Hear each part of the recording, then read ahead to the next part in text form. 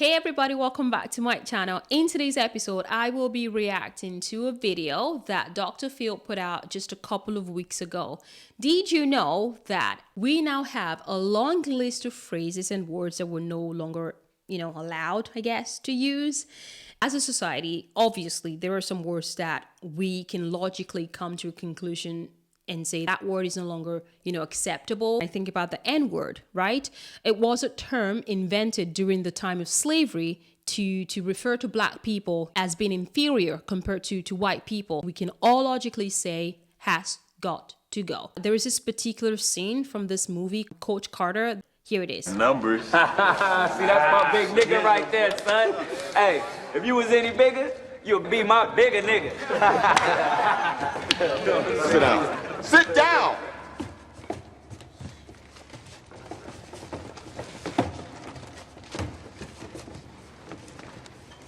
Nigga is a derogatory term used to insult our ancestors. See, if a white man used it, you'd be ready to fight. Your using it teaches him to use it. You're saying it's cool. Well, it's not cool. And when you're around me, I don't want to hear that shit. We clear? Yes, sir. Yes, sir. Yes, sir. Yes, sir. Yes, sir. All right, so that was just to explain to you why I think that Black people shouldn't use the N-word either.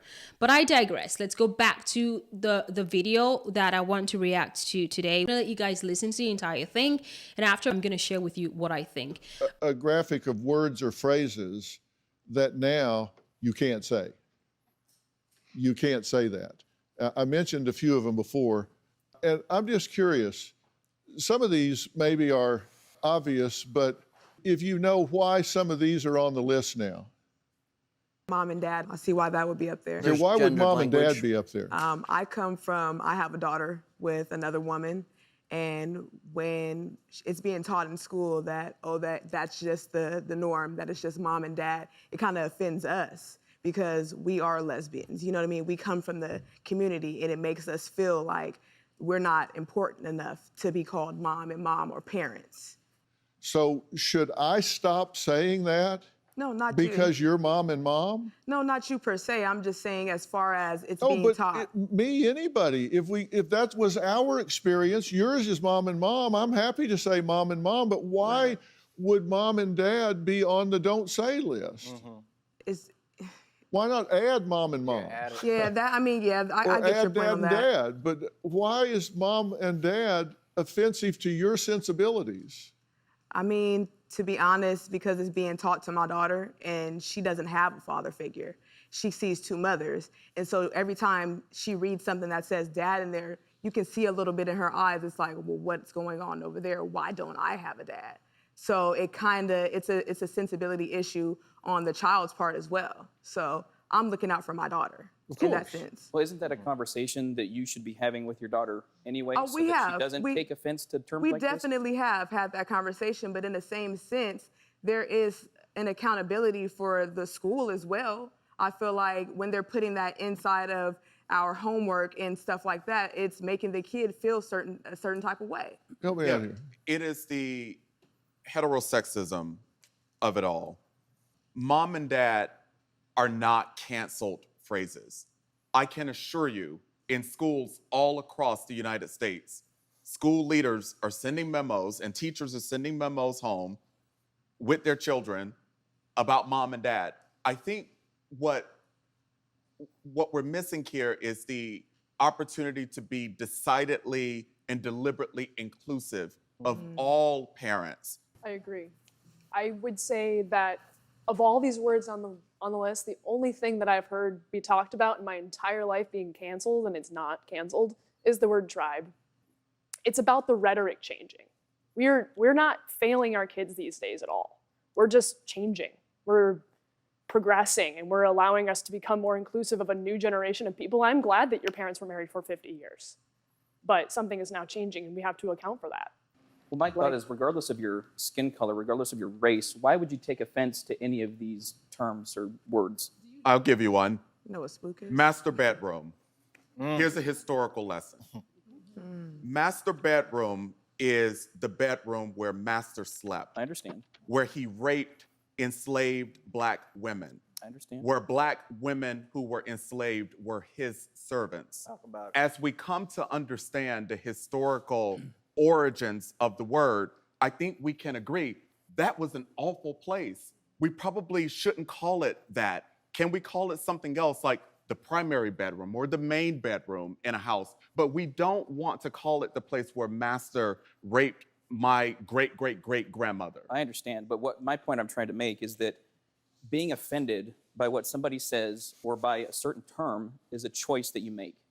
You have a choice to not be offended. You have a choice to not let that affect you. But you also have the choice to not use the word.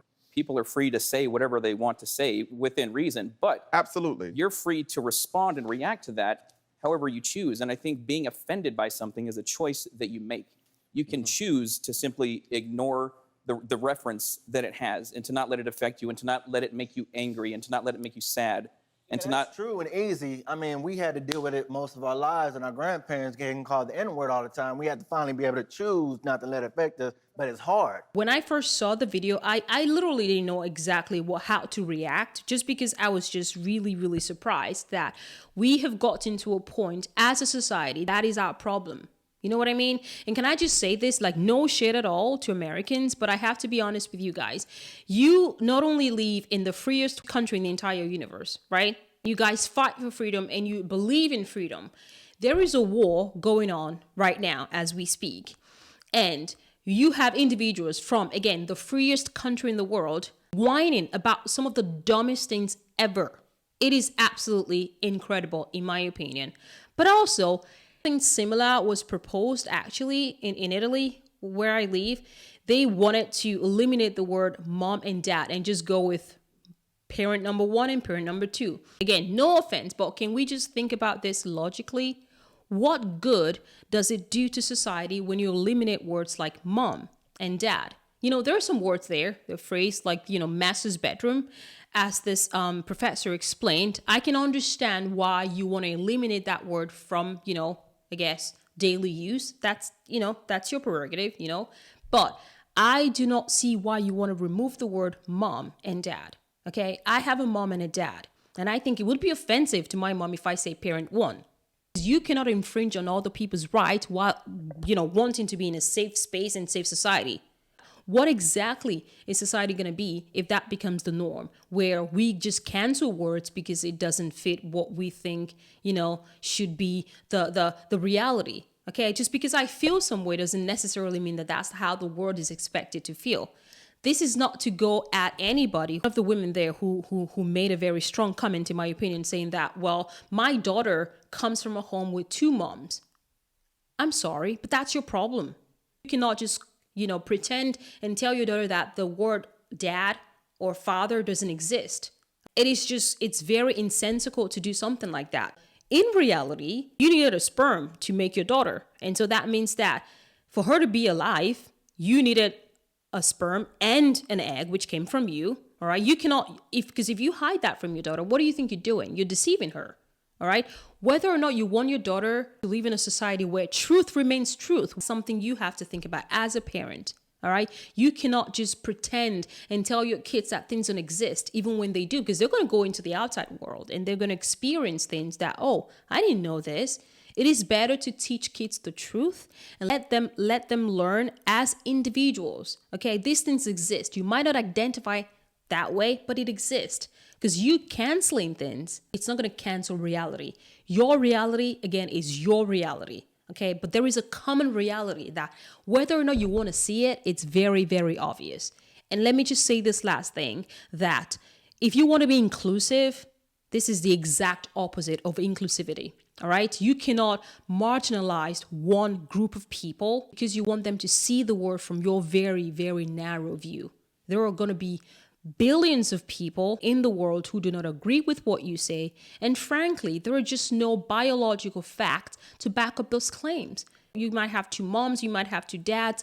That does not mean you can eliminate the word mom and dad just because you want to feel comfortable. That is what I have to say as it pertains to this video. Remember to like and share this video. Share your thoughts. Obviously, I do want to read what you have to say. And last but not least, do not forget to subscribe to my channel. I will see you guys all in the next video. Bye.